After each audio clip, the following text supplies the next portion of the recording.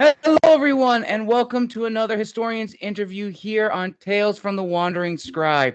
I'm your host, Gabriel Garcia, otherwise known as the Wandering Quill and the Wandering Scribe. Now, my guest today needs no introduction. He was my first guest of my second season of the Wandering Scribe podcast 2 years ago, I believe. And since then, he has been one of my many close friends I've met and have been fortunate to have in my life as a fellow historian. He has taught me everything about the business. He has connected me with a lot of great people. I've name dropped him many times on the podcast, and many of my other guests also have a lot of good things to say about him. So, without further ado, let us welcome a returning guest and a returning Historians Lounge guest, might I add, my good friend, fellow historian, Michael Stroud. Michael, welcome back on the show. Happy to be back. Very nice to see you. Awesome, awesome. So, a lot has been going on since you were last on the show a year ago. Would you like to tell the viewers what's been happening since the last time we talked? Sure, absolutely. Um, there's a lot been happening on the historian front, which is a good thing. I would say the major thing is I've released my a short book on Amazon called Byzantium's Twilight: Strategic Failures That Crushed an Empire. It's based on some research I did about some common threads that I identified in my study of Byzantium, that I feel there were kind of basically three, I would say, common threads that I saw in the material that really pointed to the collapse of the empire that occurred long before man's occurred. So that's been really fun and exciting to get that out there. The Mm-hmm. reception has been wonderful. People like yourself and my other historian friends from throughout the world have been great. I've had some fortunate opportunities to speak about it a number of times. So it's really exciting. So I've had that platform happening. I've continued my consistent work providing material for the Historians Magazine website. Every month, I produce an article for them that I can really kind of elaborate and pick and choose Mm-hmm. different diverse topics. I also provide for War History Network. I try to provide a Napoleonic article specifically every month. So that way I can kind of get my Napoleon fix, as we'll say, because I'm very much one of my one of my longtime areas of studies, the Napoleonic Wars. So that really allows me a venue for getting some material out there. And then I've got my print work that I've been fortunate enough to have many articles done and many articles on the docket in regards to material that I produce for magazines like Strategy and Tactics, among others. So that's been really fun. I've knocked out, I don't know, six already, and I think there's still seven, eight, 10 more. I think I've got quite a few. I have a list in front of me by month when each of those are due. So, and then amongst all of that, I've had some travels as well, which has been great. We traveled recently to Scotland, so I could actually see some of the sites I've actually wrote about, which has been great. Yes. I had a special excursion up to Bannockburn battlefield, which is great, where I could actually see the actual ground where Robert the Bruce fought the English, which is great because I wrote a journal piece on that about 48 years ago. So it was really great to speak to the tour guides who were a little bit afraid because they had heard in advance I was going to come actually to visit, and I felt really bad. The young lady that was our special guide was afraid that she wasn't going to know enough, so she kept asking, "Is that good?" I go, "You were great." So we had a Oh great time. man. But so many great things. That trip was just a wonderful, wonderful trip. So many great people. Stirling Castle, Edinburgh Castle, just so many things. It was we were there a good 10 days. Still not enough time. So I'm already planning the next time to go. The things we have to see the next time. So it was really, really great. Yeah, and then amongst all of that, then I'm finishing up my grad program as well. So I know, right? That's right. It's been great. I will be wrapped up and done. Should be the first part of November. So really on the downslide there. So that's been great. So I'm excited to have that accomplishment done as well. So everything's moving right along. Wow. I mean, that is huge. If you guys have not been following Michael, he's been posting a lot of great stuff. Going back to, of course, the Scotland um travel. I mean, those pictures that you've been posting were simply like incredible.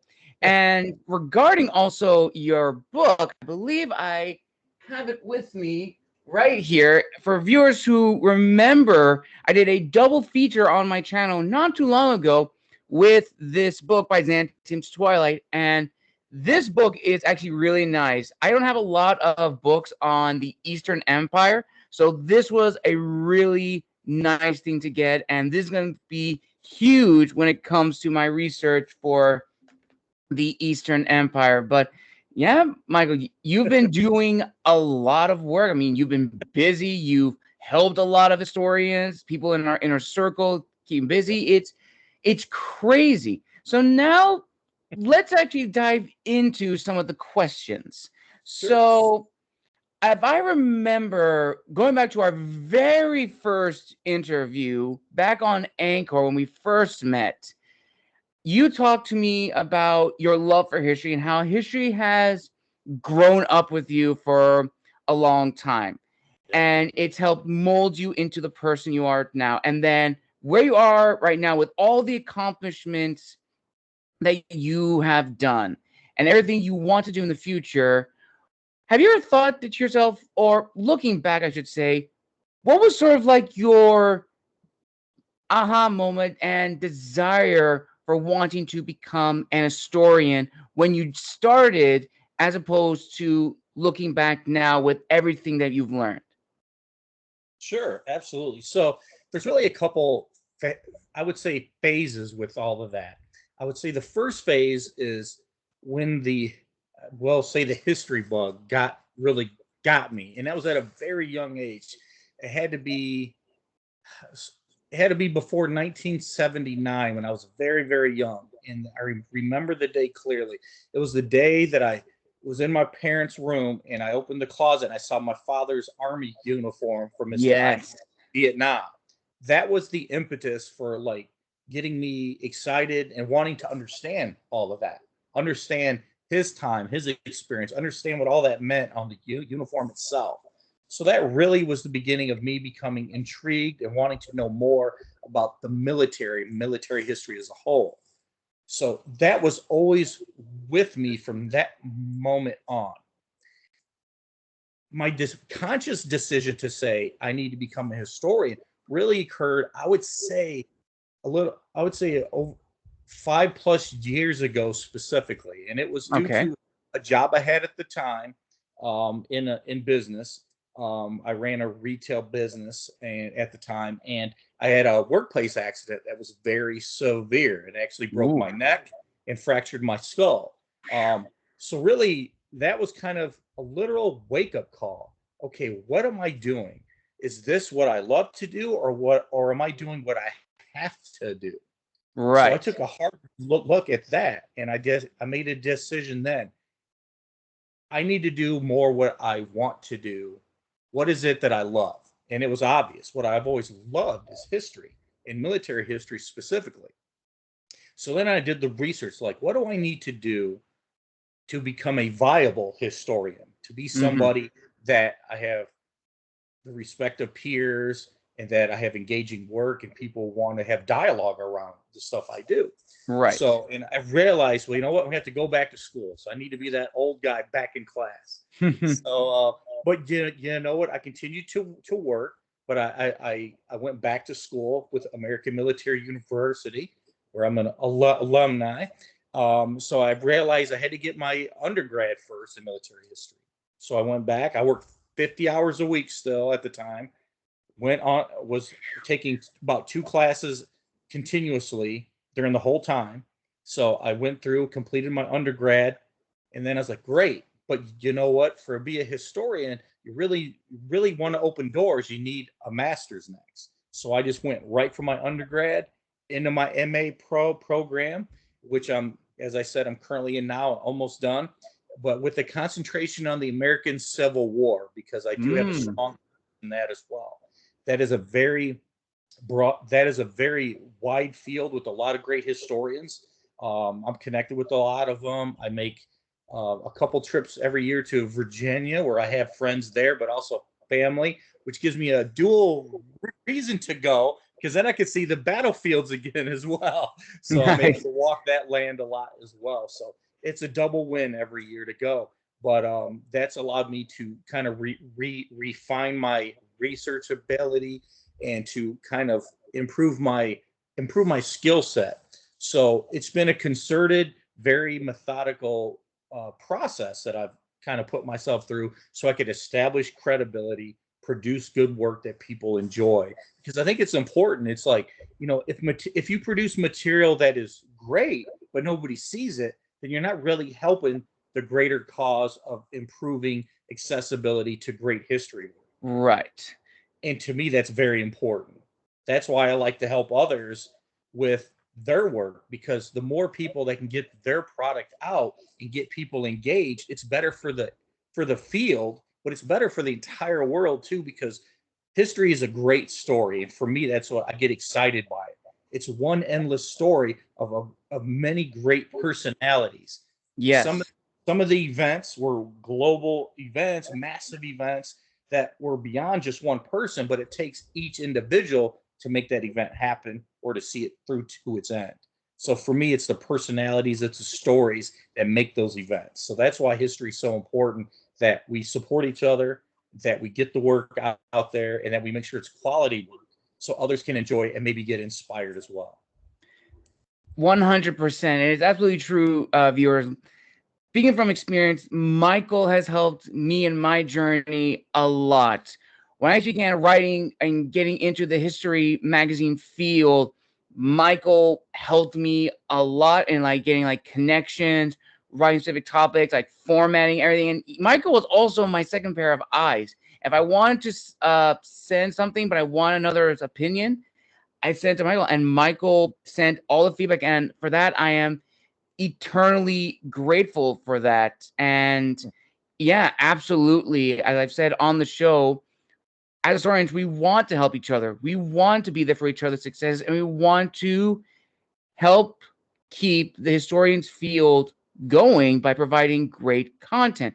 And would you say, Michael, at the end, like to your core, that that is your promise when you decide to make the decision to become a historian, that you want to not only preserve history, but create content that's going to push the field forward? Absolutely.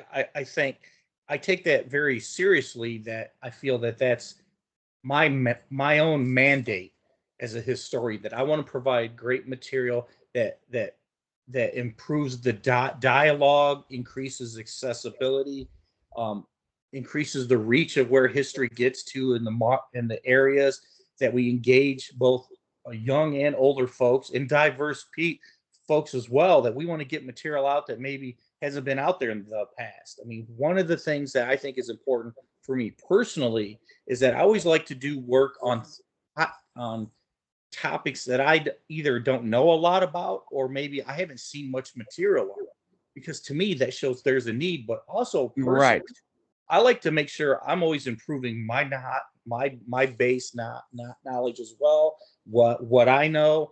And so that's why I like it for some of your work, that you have a lot of Eastern themed material, let's say Mhm. Asian.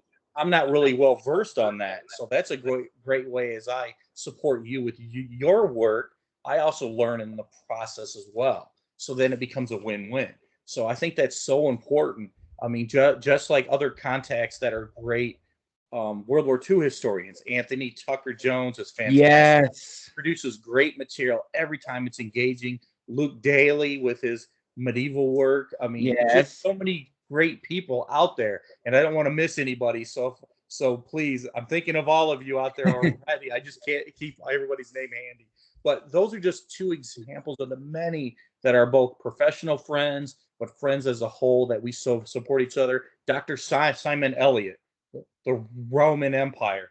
His work is fantastic. He's out in the field as an archaeologist all the time, moving the narrative as to the Roman Empire forward all the time. He does fantastic work and a great support of my work as well. So it's just critical that we're out there fighting the good fight, if as they say, supporting each other, making sure our work is quality, making Yes. sure that we're educating, but also you can educate and entertain to a certain extent at the same time. Mm-hmm.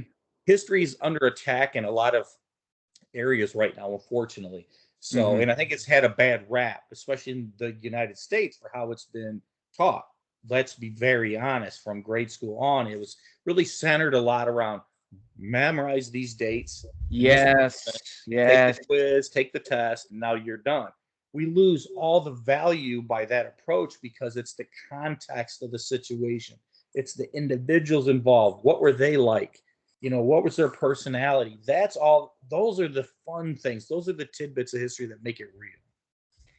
Absolutely. You see, listeners, this is why I speak so highly of Michael. I mean, he is the gatekeeper to all of us historians. And just to name drop a few more: Courtney Atkins, Yes. Lynn Marks, Katie Clark, who's also been on the show, Neil P. Chatelaine, who I've had on the show as well, Chloe Agar, Angelina Cowell, Joyce Pearson, and many more. Those names, viewers and listeners, if you're a first timer here now, those are all the people I had last year on my Historians Lounge, and they were incredible. And we've made like a close, tight knit historical family. And it is true. History is under attack. And now more than ever, we as historians are trying to fight to preserve history and to make sure it's taught correctly. Which then goes into the next set of questions, Michael. So, when you began your journey as an historian, and now to actually talk about your introduction into writing history, writing magazines, what was the initial reaction from your friends and fellow peers? And do you believe that their reaction, positive, negative mix, validates your promise that you set out with when you decided to become an historian? I think it very much has validated the hunger for good history and history that people can identify with. Now, what do I mean by that? Well, what I mean specifically that I kind of have a process. Every time I write an article, no matter what the theme is, whether it's about a battle in the Second Anglo-Sikh War, or it's about pre-colonial days in America, or wherever, it doesn't matter. Whenever I have a piece and I write it, the person I have to read it first is my wife. My wife's been a teacher for 34 years, but she's never been a historian. But so I always ask her to read it because she reads it through the lens of somebody that's not a historian. And therefore, I can get honest critique, like, how does that read to somebody that's not a historian? Does it flow well? Does it make sense? Does it inform, but also really kind of engage you throughout the entire piece? That Right. to me is very important. And I try to write that way most of the time consciously, because if the narrative is good and the research is strong, you should be able to bring the reader along from beginning to end, just like a fiction story, right? Mm-hmm. Should very much have similar threads in that context. So, and that has been extremely helpful. And then I'll take a read over after her. I'll read it myself for certain other little errors and things to improve upon. But that's been really important because for me, that shows, especially for a magazine piece, that you're going to have nice appeal to a broader audience and to an audience that may have some knowledge of your story topic or maybe not. But if it's engaging and well researched and well constructed, then you're going to get the audience and they'll become engaged. Because my goal with every piece is to do all that, but also to maybe excite you enough to do more research on your own to learn more about those events or those people or the circumstances. That's important. Absolutely. And that is actually nice to have someone who is able to read it through a perspective that is beneficial. I would imagine when she reads those article pieces, she's probably looking at them from like a teacher's perspective, as you said, and imagine almost like in class, it's like, okay, if there's a paper that one of my students gave and they were like presenting it to the class, does it flow? Does it get the point across? And is it able to follow and not confuse the reader? That's actually really, really helpful. And I can imagine through the many articles you've probably given her, she's probably learned a lot about history in aspects that she has not even learned about. So that's really, really cool. Yeah, it's very much been great because that's very much what she says still to this day is that before we met, she was never really into anything history for the most part. Her interest has been more like art history, which I appreciate, but she has a knowledge base on that. But Mm, I've exposed and been able to educate her on a broader history field with so much history and even my four kids that are all grown now that we always had a game then and even now we get together as a family when they come around from all over they try to stump me on history things like hey do you know about this. I'm holding a pretty good standard so far. They haven't got me too much so but it's pretty fun but it's just it can be fun, it can be exciting, and it's to kind of really change that paradigm that history is not stodgy, it's not old, it's dynamic, it's actually yes. quite dynamic. New research, new information that comes to light illuminates history even more. And sometimes we have to change our perceptions and what we thought we knew based on that. So it's a very dynamic, evolving field. And that's for me, that's why I always say it's a never ending story. Absolutely. Which then kind of leads into another new question, which I don't think I've asked you in particular on this. I've asked a lot of new guests on the show, but this one I want to hear your thoughts on. So definitely history is an ever-changing field, and it is a job that has its own set of benefits and challenges. And most definitely, anyone who goes into any field, there is that sense of intimidation where you want to impress people. You want to show that you can actually do the work. You want to show that you can do the best that you can. And then when you present your work, either in the presentation form, a thesis, an article that you spent hours and hours writing, it's not going to get more or less the audience that you're expecting. And then that voice of imposter syndrome comes into play, nagging in the back of your mind. And I'm wondering, Michael, for you, have you ever had those moments of imposter syndrome? And if not, what has continued to discipline you to write about history, to present history, and tell history? Because this is something that you were put on this earth to do. Right. Well, I like the question a lot. And what I like to respond by is an actual example that wasn't too long ago in the last year. Um, Mm, and okay. and I will share this because it's important that no matter how established anyone is in their field, historian or otherwise, that we should always be have a degree of humbleness that we can continue to learn and improve, and that not everything you do will be positively received by everybody, and that's Right. okay. That doesn't mean that you are lesser in your field than somebody else, because sometimes in the field history writing can have a lot of subjectiveness. It's been something I've come to see depending on who the receiver of it is. So the example I will share is that I had put together a Civil War piece and sent it into a very reputable Civil War, um, lack of a better term, think tank organization that has written material as well as a strong online presence. Mm, And it's a blind review process for any material, which is good. And what's interesting is the feedback was very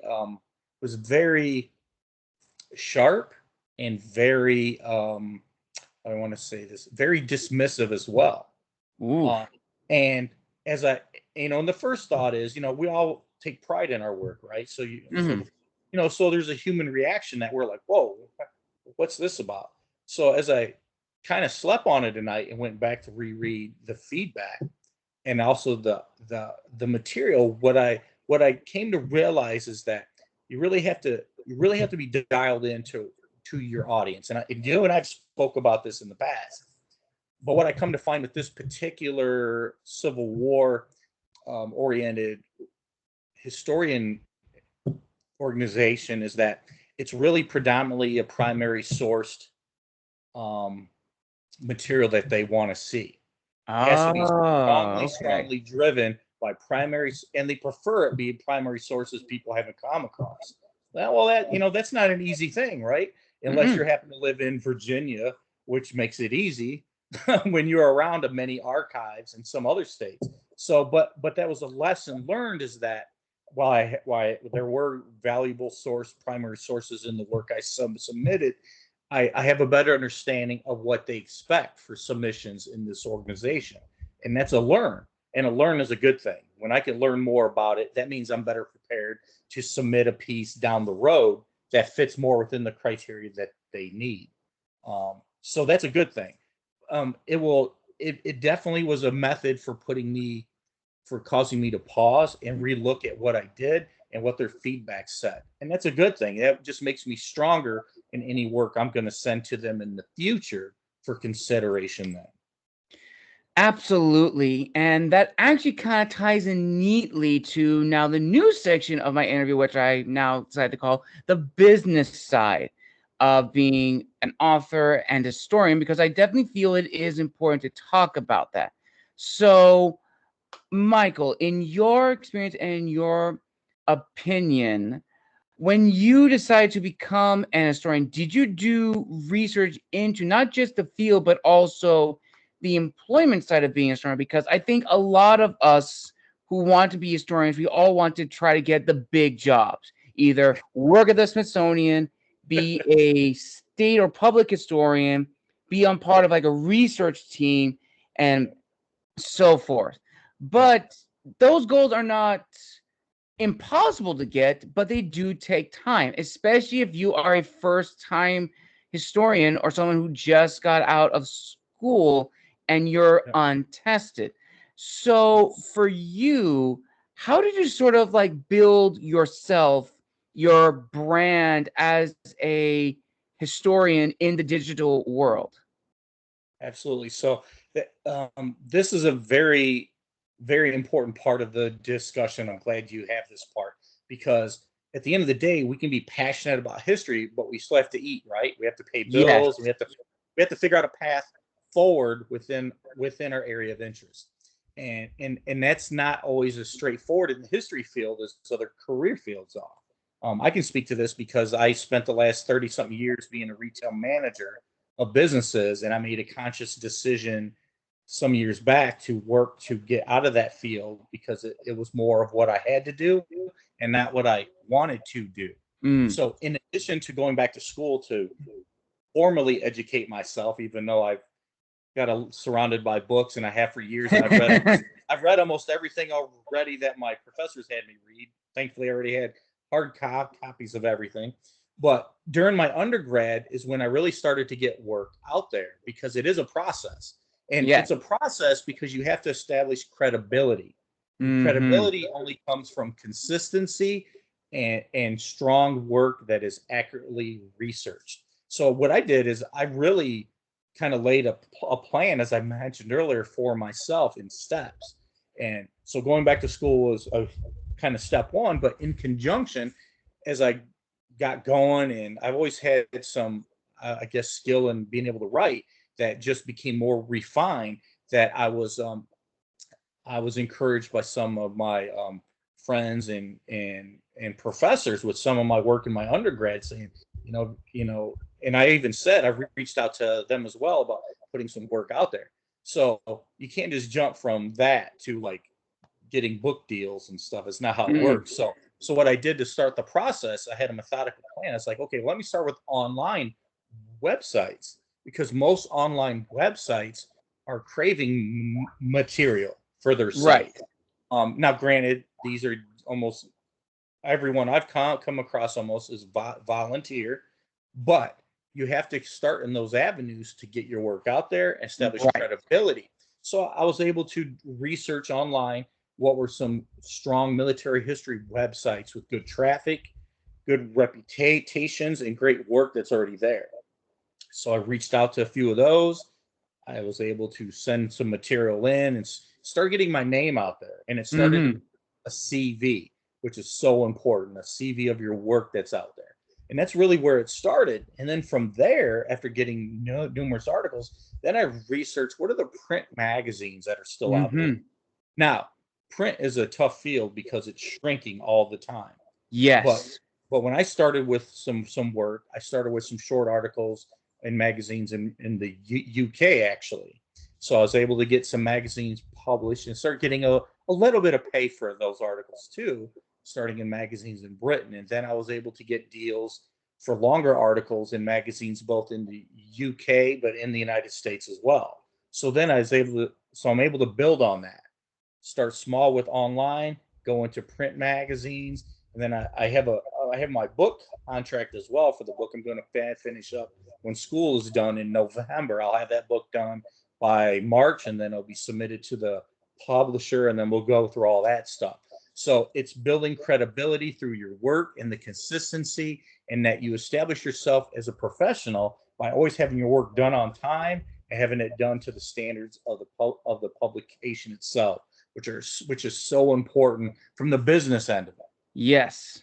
So those are kind of like the base tiers that allow you to get work out there if writing is an important part of your historian goals. Now, Yes. that pay though, let's be clear, magazine pay and your book pay, not everybody's, James Patterson. You're not going to be getting, $1 million book deals. Very No. few historians do.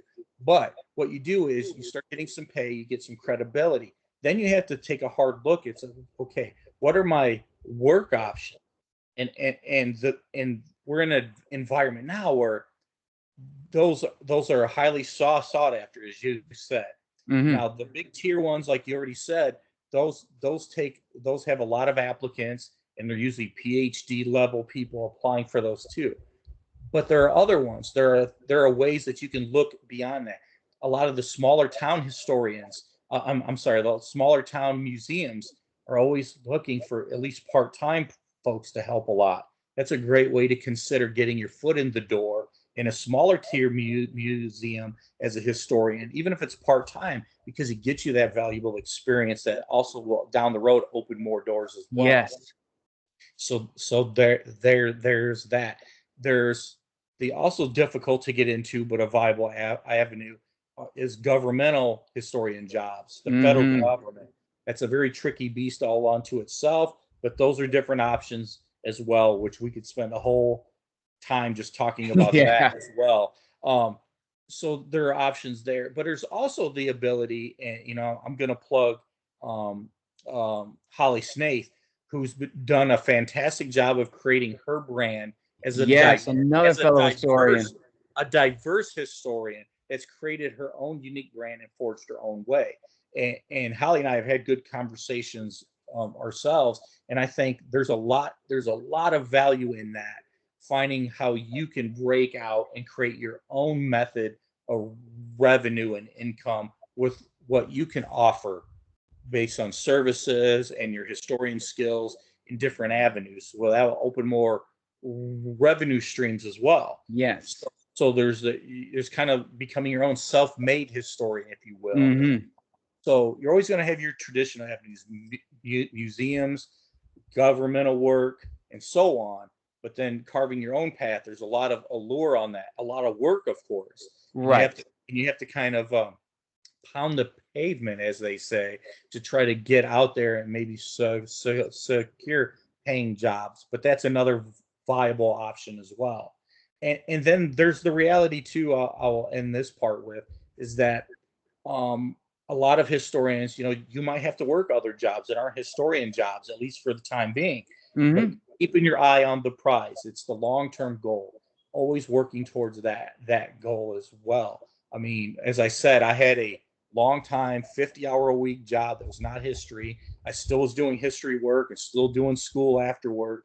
I had teams of 100 people, managers under me, multi-million-dollar businesses to run. Did that for 30 plus years in 3 different states, but it wasn't what my heart was ever in, and it became Right. more and more evident. So recently I left the career field completely, taking a part-time thing where I can write history that gets out there, which is I write for slashgear.com, which is a major online site for, they cover a lot of tech and cars, but I'm able to write about military history in a unique way in short articles. That allows me to actually get some pay for articles that I'm putting out there, and I'm still playing in the history field. So always thinking in those ways will help open more doors as well.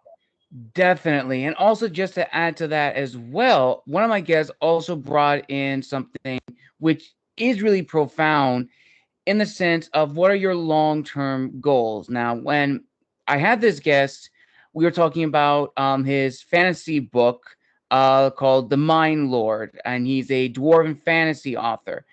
And in our discussion, he told me that in addition to being an author, he was also a fiddler, and he loved playing music, and he wanted to make a career off of music.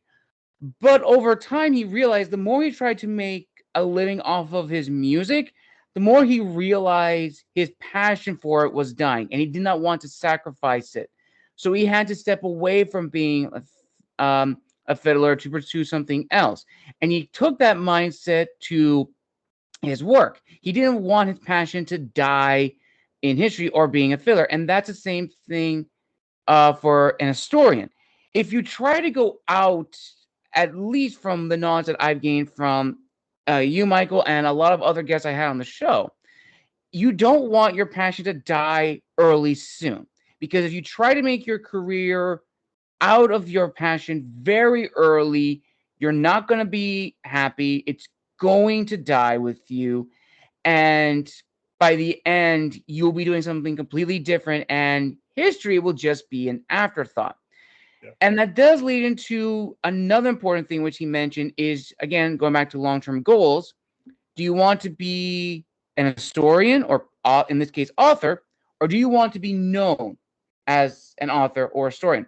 Which those are two very different mindsets. If you want to just be an historian or an author and just create because you're passionate about it, then that is one set of goals.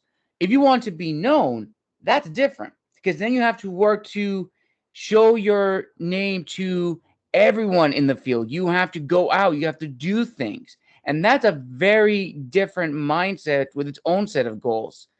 And I also think that also stems also from the audience that you're trying to appeal to as an historian, whether it's history enthusiasts, hardcore history buffs in a particular field or study of history, as well as how we approach history and who have really molded us into the presenters of history, the orators of history, as well as those who document history. So for you, Michael, growing in your field, learning everything you can, who would you say have really helped mold you into the historian you are now? And how would you say you've taken their knowledge and apply it to your own business in terms of, let's say, going back to writing for magazines? Like, how do you know your audience well enough in the sense you can write for a general audience, but also write for a specific hardcore audience? Absolutely. So a couple things there. In regards to like who helped create me as the historian I am, I will say I'm probably not unlike some others in that in my family and either side of my family growing up, there ironically wasn't a big discussion or push of history. That was just something that I became engaged in through my father's uniform. But what I will say that helped foster that was everyone in my family, my mother, my father, my grandparents, they were extremely supportive about knowledge. Like, hey, if you want to learn about it, let's go to the library. You want that book, let's get that book. They were always extremely, and they still are to this day, extremely supportive about making sure there was access and that I was affirmed in wanting to read and understand that. So that was the fanning of the flames that was critical, because if I would have been in an environment where that was looked down upon, I wouldn't have had that support. But I very much did early on. So I had supportive parents, supportive grandparents. They encouraged me to learn about that stuff I had an interest in. They may not have been aware of it, but they wanted me to learn about it, and they encouraged me to go learn. So that created that intense curiosity that I still have now. I've never lost that. As I've kind of grown into the role more, now I like to add from my curiosity of reading about the material in a book Hmm. to, to visiting the sites, trying to make my way to those physical sites if they're available, um, as much as I can, so I can walk those grounds, so I can better understand what was seen and experienced and maybe felt in a certain way, because that adds such a third dimension to your understanding, especially as a historian, that's been immensely helpful for me in Hmm. my comprehension of the big picture of historical events and situations. So that has been huge. Um, what was the second part now? The second part was now regarding the audience, and I think you may have mentioned it before. Like, how do you, as like an historian, write for an audience that is continuously changing? You have those specifically in history who are history enthusiasts, those that are not really Yep. well versed in history but have an interest in it, and then you have the hardcore history buffs in either, in your field case, the Napoleonic era, the Revolutionary War, Roman, medieval, whatever. Yep.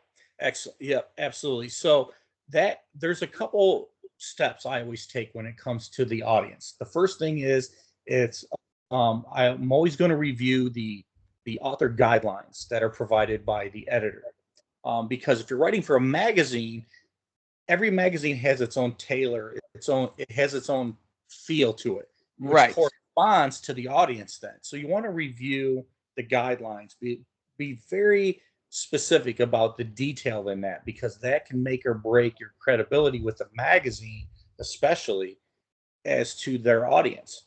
The second important part of that, though, is to actually get a copy, at least one, of the magazine itself before you write a word. Read it cover to cover, so you can get a feeling for how does it ebb and flow. You know, what is how does this come off as a consumer of this? Because that will also help kind of guide how you're going to write as well. Hmm. Now, the third phase of this is you don't want to lose your natural style, though, because every one of us, myself, you, all our great historian friends, everybody has their own style. So Hmm. it's about maintaining your narrative style as well as protecting the veracity and the accuracy of your work so it's engaging. So, like how I write is different than how Gabriel writes, than what Holly Snaith writes, and all of Katie and all of our friends. That's Yes. that's good, because we want that diversity of the narrative, but not at the expense of the accuracy of the information, Yes. or that we're talking above our audience or below our audience. So you have to take a collated information of the guidelines, actually reading a copy of the magazine if it's a magazine, or if it's a book, maybe it needs to be more academic depending on who you're going to structure for. You know, Right. that all is very important, because if it's more academic, it has to be more detailed, a lot more provided dates, footnotes, a lot more primary source material, especially, is almost required when you come to Hmm. academic source material. Plus, academic source material, you don't want to regurgitate what's already been done. Right. You're expected to add to the academic discussion of the subject. So that creates a different tier of expectation, that's as opposed to a magazine, which is usually more popular history approach. So you want to inform and inform, educate, but also entertain, right? So Yes. it's a different animal to approach, but your natural style should not be lost in the process of doing that as well. It's very important. Definitely. And I also like how you almost had like my three E's that I know I've said on the show, like educate, entertain, and learn. Because I've been noticing that, but honestly, you are absolutely correct. And that kind of then leads into a follow-up question. So for you, Michael, when you began writing about history, did your readership change? And I ask this question because even as authors, we have our ideal readership, our ideal audience in mind.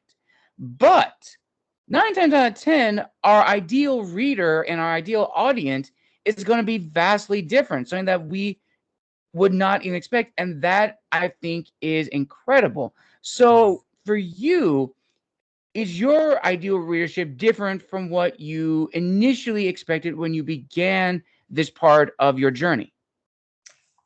I think for me, I have two target audiences, and it really depends on what I'm going after. I'm my first primary audience is I want to engage as many people as possible. So I guess I would say I try to write a little bit more as a popular historian to Right. engage as many diverse groups of people and excite and inform as well. But then I also I already have some plans for myself that I want to tackle more of the academic audience and build Hmm. my academic credentials more within the next year, I would say, by really targeting some ideas I have to kind of add to the dialogue of certain topics I have in mind by digging into source materials more, digging through some files, really spending more time to kind of add to that narrative because that's a really, that's a much tougher crowd, let's say, the academic community within the historian field, especially. And then that's a really broad field. And then you bring it down to your area of interest or expertise, and then you really have to add to the dialogue, add to the discussion by giving concrete specifics that haven't been researched already or conclusions arrived at because you've brought something new to it by fresh eyes. So that's a very different, distinct writing avenue for me with goals I have as opposed to continuing to appeal to like a broad range in different avenues on my general material I write for. Case Right. in point, I will say is right now, 3 days a week I write for Slash Gear, as I mentioned. That's a Hmm. very that's a very different type of way how I write for them, but it engages a broad audience. Right. When I do my military history work for a magazine, though, I can be more elaborate, more detailed, because it tends to be an audience that wants a little more detail, a little more specificity about the work as Hmm. well. So that allows me to go more deep dive in those aspects. So I get to write different avenues every week actually because I have a different audience every week. I have my Slash Gear audience, and then I have my more professional audience that's a little more attuned to a military history thing when I write material for upcoming articles. So it's just being very dialed into that. Definitely 100%. And I absolutely agree. Writing styles are imperative if you're writing for like a magazine because you want to follow their style, but you also don't want to sacrifice your own narrative voice because how we write history is very different. As Michael said, his style of writing history is different from my style of writing history and then from all of our friends. But the one thing that should not be sacrificed or changed is the presentation of history, the facts, the truths, everything. We can still present history in our own engaging way, but we cannot sacrifice authenticity for pop culture or even for the clicks or the trends that's happening now Yep. in the publishing world and even in the field of history. And I definitely feel a lot of young historians and even a lot of young authors definitely get swayed by that, like what's trending right now, what's happening around. They want to be a part of it. They want their first thing to be a part of that trend as an author, even in the field of history. Like if there's a new discovery that's out, everybody would want to get a piece of that pie. And that leads into another big discussion, which I think we did talk about, but I think we could talk about more, which is There is no guarantee that your debut anything is going to be the start of your legacy. Now, viewers, as you know, I've had some people who have been the exception to that rule. For the author side, one of my guests, Andy Peliquin, his debut novel launched his series into award-winning status and allowed him to live off his royalties to create 3 new series of books. But on the off chance, you can rise, fall, rise a little bit higher, and then fall down hard. And then that voice of imposter syndrome comes back, telling you you shouldn't be here. What are you doing? And that all in turn stems from what were your long-term goals as an author and, of course, an historian? What were you trying to achieve? So, Mike, I guess really to hammer in the point, how important is it for young historians to really understand that their debut anything, thesis, dissertation, presentation, book, whatever, is not going to be the start of their legacy, but it shouldn't deter them from pursuing history and writing about history if it is indeed what they want to do. Absolutely. So it's so important that those first steps have to happen because you will build a legacy eventually. And I know it's not it's not the trendy thing in America to have a long-term plan on a lot, but it is reality. In It most is. cases, it's reality. I would say 9 out of 10 times that's reality, no matter what the field is. But it's a good thing because I look at myself. If I would have went into trying to be a historian, let's say right out of high school, let's just say I was going to do it immediately, I don't think I would have been that good in a lot of ways. But primarily because I haven't had the life experience yet, Mm-hmm. and also I wouldn't have had as much read and assimilated and be able to understand it correctly as I do now, because I feel I've got the experience of being able to have read a lot, accumulated a lot of knowledge, had great discussions with others that are knowledgeable about things that I haven't been. And Mm-hmm. that's made me a better person first, but also then is translated to me being a better historian as well. So I think it's important that you build everything in steps. Nobody builds a house putting the roof on first. You have to build a foundation, a strong foundation. And that's always concentrating on, it's great to have plans. Everybody should have a plan. I'm a planner. I always have been. So like, what are my ultimate goals here? Awesome. Okay.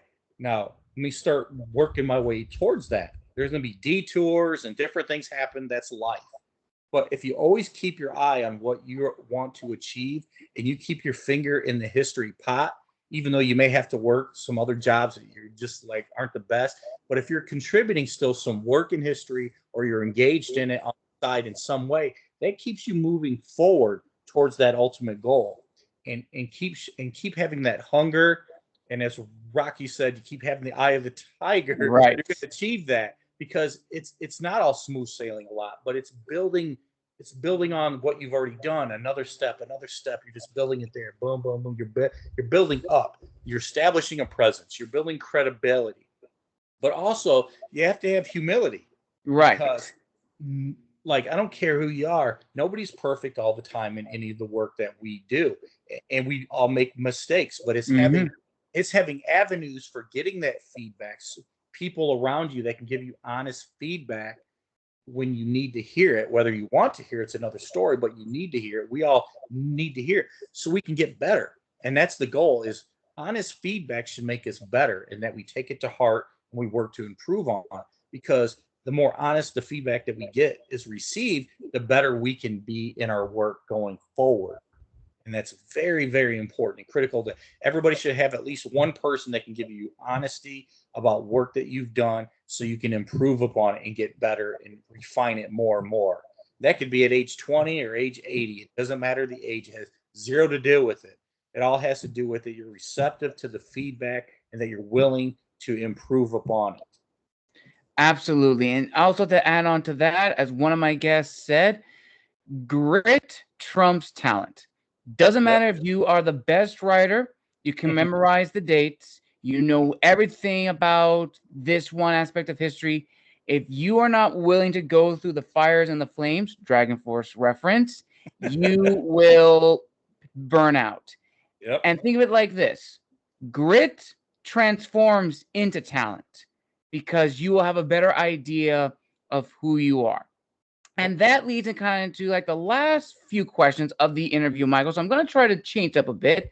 So you've already talked about how your wife and your family have been your biggest supporters, as well as many of your fellow historians and professors who have really helped you, as well as I think you've also mentioned a little bit about a sense of validation from being with professors and fellow historian friends that, of course, we've all met on LinkedIn. So I'm going to ask you this question. With everything that has happened to you in your life going forward and looking back, how different would your life be if you were not an historian? And do you think you being on this path is tied to those who have supported your journey? I think what's important, and it's important for me, absolutely, especially in my recent years, is that everybody has talent and skill and interest in something. It could be Right. one thing, it could be three things, but there's always at least one thing that everybody's passionate about. Now, life is too short to just grind and grind away at something that makes you miserable. And I'll Hmm. be honest, I learned that lesson hard.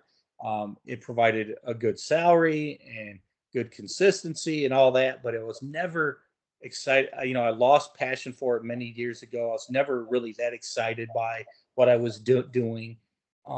So when kind of the wake up call, even before my injury, it was when we lost my father when he passed suddenly at 55.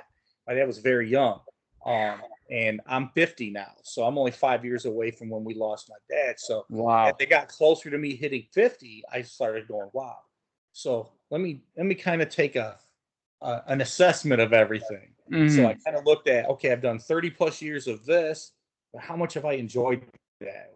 What has it really done for me as a person, you know, for my interests and my growth? And then I assessed it to what have I always enjoyed, as I said. So for me, it was a decision as a personal one, but also a professional one, because for me they went hand in hand. That it's it was important that we want to contribute to society in a way that speaks of who we are. And for me, history's always been a part of who I am, being able to tell that story, be knowledgeable about it, continue to learn about it, but to be there to inform, entertain others as well. So that really became more and more ingrained as to who I was. So kind of stepping away from one career field and then committing fully to the other was very important. You know, does it give pause? Absolutely, because you've had this for 30 something years and you know what to expect, right? But at the end of the day, it's more important that we are being true to ourselves, Right. who we are, and pursue that dream, you know, because if we're pursuing that and we're wholeheartedly behind it, success will come. And success is measured differently for everyone. Maybe Right. it, you know, like people I've met are very complimentary of like, wow, you've gotten so much material out that's so amazing. I would love to do that, but I'm this, that, or the other thing. I was like, well, it's different for everybody. I mean, I enjoy being able to get that out because I like the fact that material's out for other people to see that they might get excited about it. It's not that, you know, I'm not expect for the skies to open up and rain $100 bills down. Oh, you're so fantastic with all this. That's not my driving force. You know, if I make enough to cover everything and I'm still producing work and I love and I enjoy every bit of it, wonderful. I'm at that point where that's important. But, you know, if I'm able to see more success down the road financially as a reflection of my work and my credibility, then that's good too.